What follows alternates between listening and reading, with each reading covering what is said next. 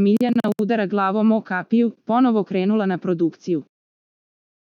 Divljala i pokazivala srednji prst u kameru. Nakon emisije pitanja novinara Miljana Kulić je napravila haos jer joj je zafalilo cigareta.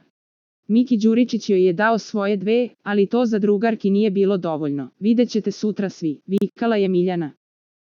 Gledate majka, udaraš glavom o vrata, zbog čega? Ja sam u šoku, ja nisam znao da si ti ovakva što se tiče ovih stvari, je.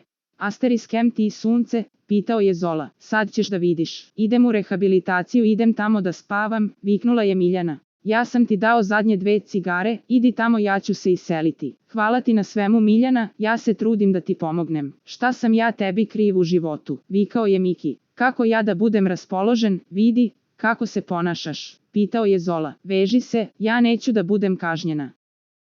Neću više da se nerviram i neću više ni sa kim da pričam, ništa me više ne zanima.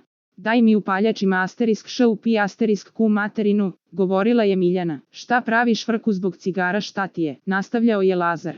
Za najnovije vesti iz realitija estrade kliknite subscribe, like i zvonce. Svaki dan najnovije vesti, zato nas zapratite.